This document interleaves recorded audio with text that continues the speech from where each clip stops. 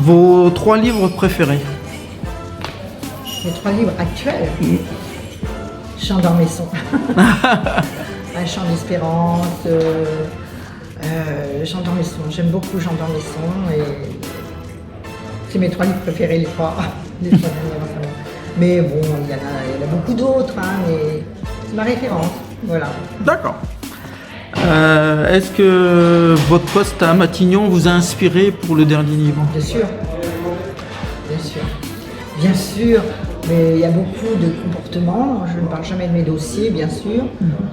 C'est uniquement des comportements d'individus qui ne sont pas spéciaux à Matignon.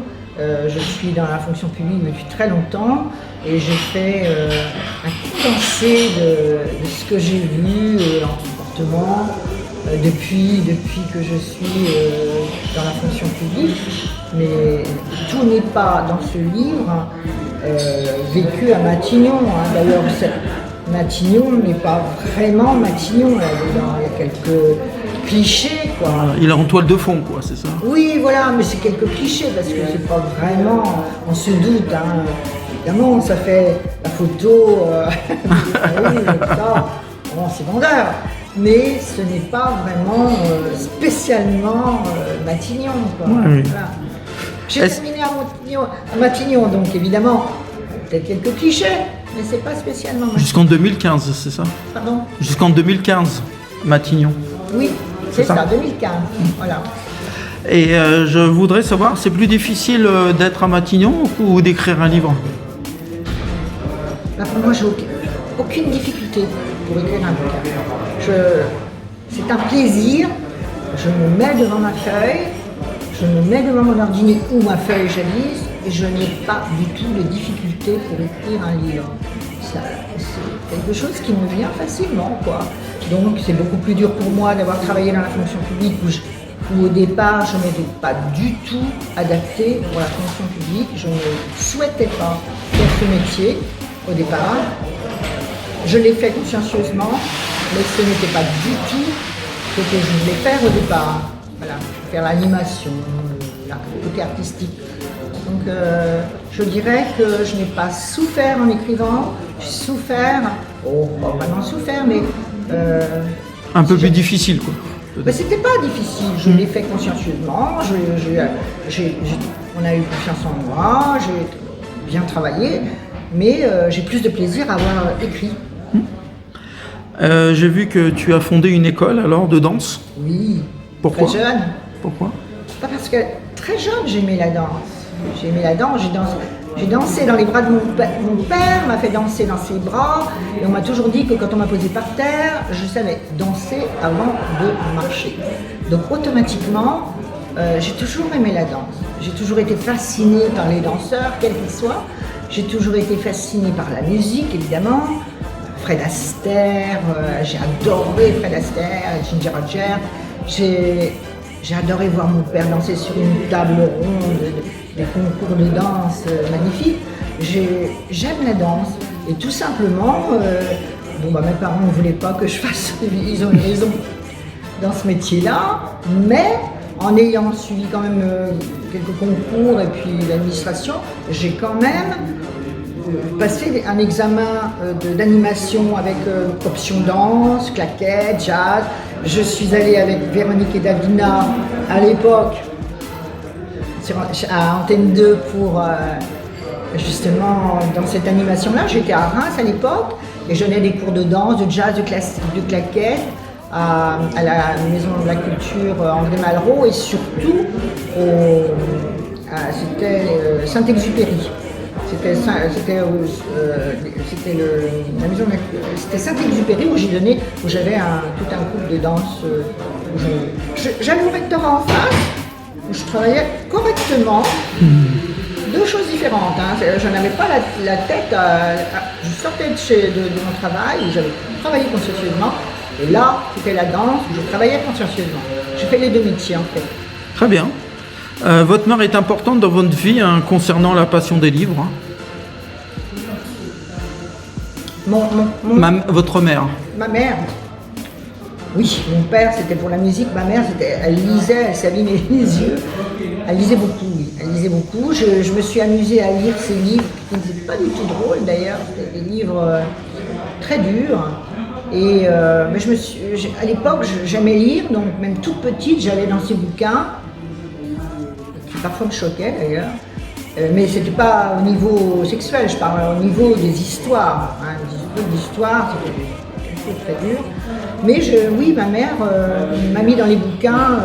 Elle n'aimait pas que j'aille m'amuser dans la cour, donc elle me mettait les livres de Martine, les livres La Six Chiens Fidèles. J'ai eu tous ces bouquins-là. Voilà. Et je vous demandais très jeune, donc, un premier prix de poésie. Oui, très jeune. Ah, mais là, à quel âge alors? Je crois même à sortir de la maternelle, hein, à 26 ans, j'avais écrit une poésie sur les Edelweiss.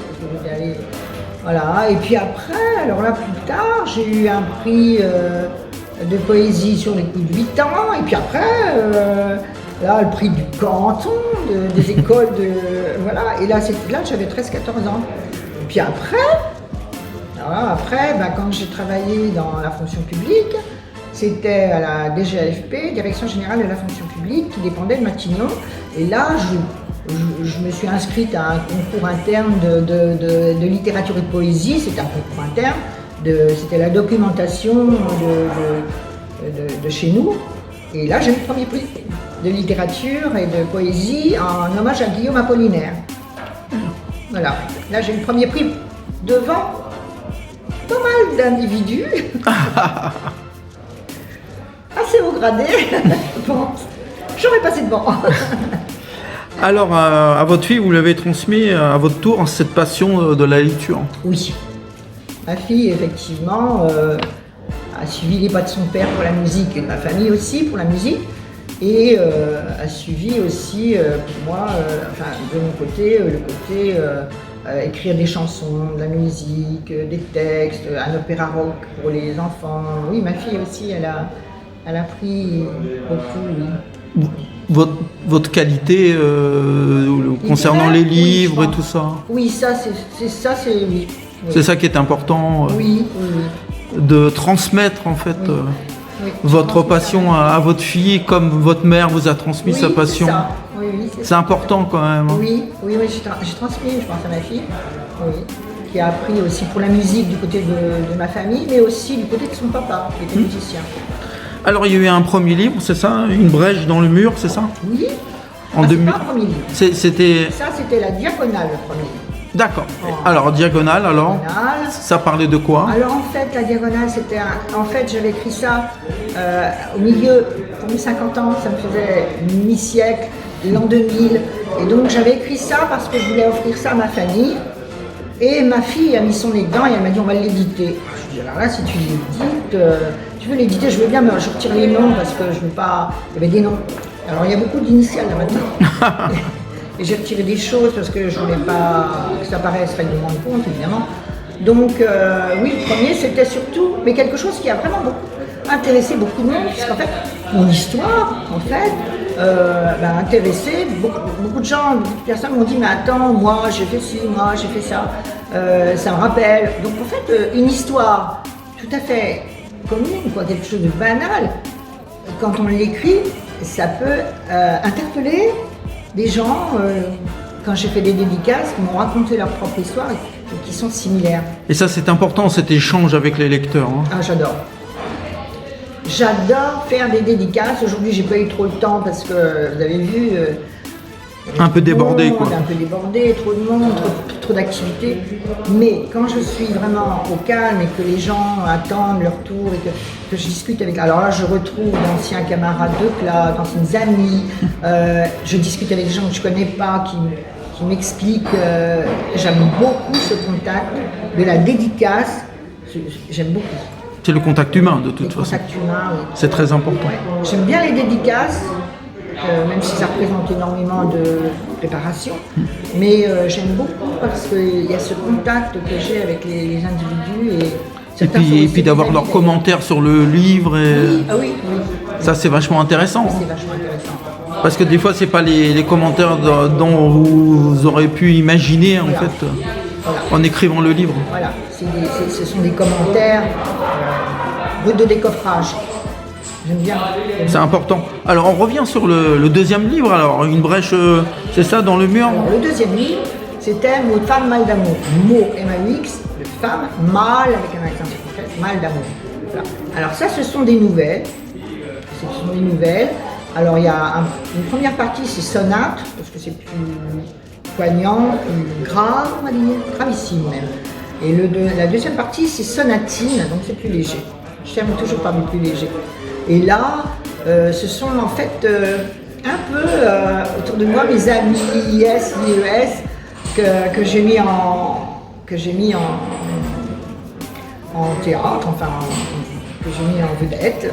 Et souvent, c'est tellement drôle, des dîners de femmes, que souvent j'écrivais, puis je leur lisais. Souvent, je leur lisais, si vous voulez, au repas de femmes, de dîner de femmes suivant, je leur lisais et ça les faisait tellement rire. Elles m'ont dit, mais écoute, fais des nouvelles, marque-les. Et là, c'est pareil, j'ai démarré le deuxième bouquin comme ça, parce qu'on m'a dit, oh non, mais tu vas pas laisser ça sur le côté. Et donc, j'ai commencé à faire les dîners de femmes, raconter des...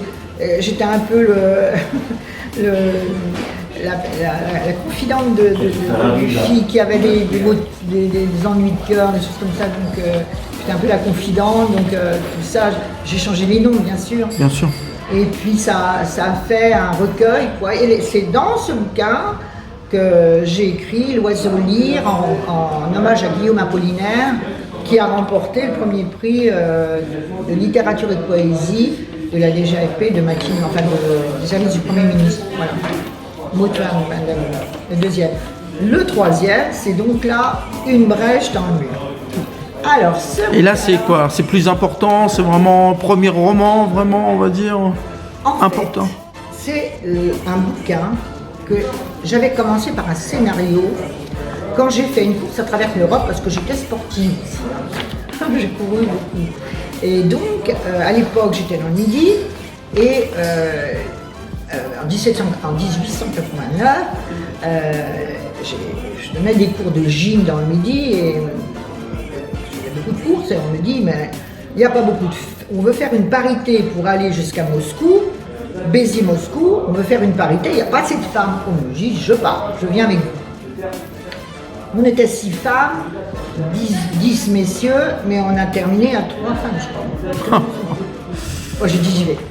Mais en fait, on n'est pas allé jusqu'à Moscou, parce qu'à l'époque, le mur n'était pas encore tombé. C'est ça. Et on a été jusqu'à la frontière, on a dit, on ne veut pas de vous. Oui, mais pourquoi? On a les papiers. Non, on ne veut pas de vous. Donc, on a refait le tour, on est repassé par Berlin. J'ai fait passer l'histoire à Berlin, parce que je voulais faire quelque chose sur la chute du mur de Berlin, puisqu'on est passé dans ces endroits-là, et derrière nous, le mur est tombé. Donc, ce bouquin-là que j'ai fait d'abord, j'avais fait un scénario, et on m'a dit, oh non, t'es pas connu, il faut que tu écrives un bouquin. Après, on verra. Donc là, j'ai écrit mon bouquin, mais moi, j'avais écrit La Course, et à l'époque, je suis allée voir Françoise Berg, qui était Gallimard, la papesse de Gallimard à l'époque, qui m'a dit, oh, c'est génial avec sa petite clope, là. C'est génial, mais on s'ennuie avec ta course, là, il faut y mettre des barbouzes. Allez, il faut faire ça avec des barbouzes. On se fatigue. Et moi, je dis, mais vous êtes fatigués, vous. Mais moi, je l'ai couru. Hein. Ah oui, mais il faut refaire. Donc, j'ai tout refait. Il fallait me remettre des barbouzes. Donc, ça m'a pris du temps. Donc, j'ai fait les autres avant. Et j'ai fait la brèche dans le mur après. Là, donc, il y a une dizaine d'années. Et là, j'ai voulu faire un film. Mais il est cher, parce qu'il y a beaucoup de... Il est cher. Donc il y a un ami dernièrement, Jean-Michel Brun, qui m'a dit, on va en faire un peu comme le tour du monde en 80 jours, que j'ai vu 3 fois. Ah, je me suis dit, c'est une idée ça. Et bien on va faire pareil avec ton bouquin. Mais il y a eu la pandémie. Hop, on ferme la page, on attend ça. Là, il a eu celui-là, il me dit, ah non, on va faire passer celui-là. Bon, c'est trop drôle. On va d'abord faire celui-là en pièce de théâtre, on fera passer le mur après. Voilà, c'est ton... Le mur, il passe encore après. D'accord, donc là c'est ton dernier roman, Mirabelle au cimetière des papillons. Mirabelle au cimetière des papillons. Voilà, alors pourquoi ce titre? Pourquoi ce titre? Mirabelle, j'aime beaucoup Mirabelle, déjà le fruit, l'oreiller, l'automne, et puis l'automne des jours, Et puis Mira, ça veut dire regarder, mirer. Mira, belle, vous voyez? Un fruit que vous aimez beaucoup? Comment? La mirabelle, c'est un fruit que vous aimez beaucoup? Oui. Et au cimetière des papillons. Alors, je ne veux pas vous dévoiler ce qu'il y a dedans, parce que les papillons, c'est les nœuds papillons en fait. D'accord. Et puis ceux qui peuvent être aussi papillonnants, papillonneurs, voilà. Il y a un peu un clin d'œil à ces deux sous-entendus, voilà. Le cinéma est une autre passion? Oui. J'ai suivi des cours avec Arcipro, dans les années 90, je suis allée même à Cannes à l'époque, là. Oui, oui. Un rêve de réaliser un film ou un court-métrage déjà dans un premier temps? Non, j'ai pas fait de court-métrage, non. J'étais avec des gens qui réalisaient, mais moi en tant qu'accompagnatrice.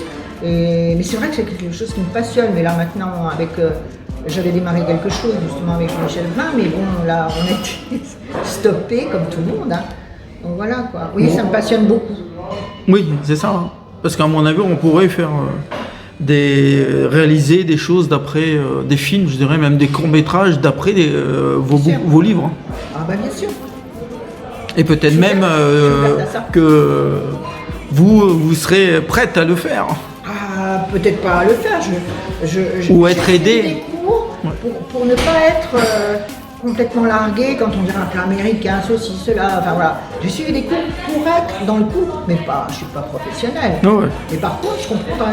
Maintenant que j'ai fait le stage, je comprendrai toute la technique, le suivi, voilà. Je comprendrai. C'est important. Très important. Et donc dans ce dernier livre, quels sont je dirais, les grands intérêts pour vous de ce livre? Celui-là? Oui, le dernier. Alors celui-là, il a été édité. J'étais avec une équipe justement de Planète Paris-Montmartre, dont le fondateur est Midani Barki. Et je fais partie de cette équipe justement, et qui me dit mais tu écris un bouquin, à ce moment où je suis en train de terminer un bouquin, mais tu sais qu'on est une maison d'édition, tiens on va t'éditer. Voilà, ça s'est passé comme ça. Donc il s'appelle Le Colibri, je suis éditée par Planète Paris-Montmartre, et en fait c'est le premier bouquin, donc j'espère et bien d'autres encore. Taille, bah oui, c'est. On va pas que ça s'arrête là, quoi. Je sais qu'ils m'en ont commandé un autre, mais bon, faut pas que ce soit toujours Joël et Dany qui soient là-dedans. Donc il y en ait, que ce soit aussi des découvertes, d'autres écrivains, d'autres, voilà quoi. J'espère. Ça, c'est pas moi qui déciderai, mais bon, si je suis la première, ça veut dire qu'il y en aura d'autres. Absolument. Et un autre bouquin en perspective? Oui. Ah, Deux autres. Deux je autres. ne peux pas vous en parler. D'accord. C'est pas possible. D'accord. Ce sera une surprise parce que on le garde pour nous pour l'instant. D'accord. Et c'est prévu pour quand? Ils veulent que je le fasse pour l'année prochaine. Oui, mais il y a la pièce, il y a beaucoup de choses. Alors, j'essaierai. C'est important. J'essaierai de le refaire pour l'année prochaine. Enfin, de le faire. Alors, vous allez me dire où on peut trouver vos livres. Où on peut trouver mes livres. Alors, les autres, ils sont encore en vente sur Amazon. Je croyais que c'était en octobre d'octobre, mais il faut que je les appelle parce qu'ils sont encore en vente, on l'a vu, ça. J'ai rien reçu, hein, mais il est encore en vente. Faire attention. Ils sont encore en vente. Bon, Amazon. Et celui-là, pour l'instant, il n'est pas encore sur Amazon. On va le finaliser cette semaine parce qu'on était en train, et puis je crois qu'Amazon et Fnac, ils font beaucoup de travail. Donc, ils ne nous ont pas encore mis en ligne, donc on va le finaliser là. C'est du mois, Amazon. C'est les meilleurs moyens de distribution d'un livre? Pardon? C'est les meilleurs moyens de distribution d'un livre? On verra. Par contre, là, c'est la maison d'édition qui tient ça, voilà, et puis qui distribue, qui appelle les maisons, les librairies, enfin, il fait son travail de distributeur. Hein.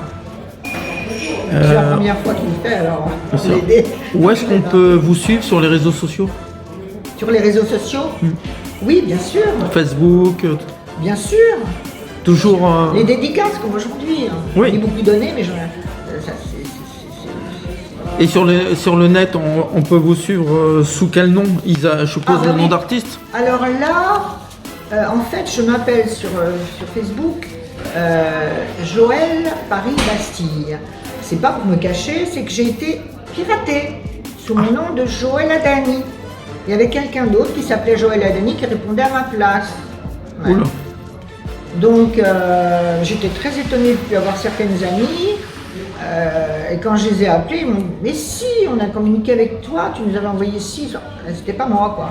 Donc j'ai dû prévenir Facebook.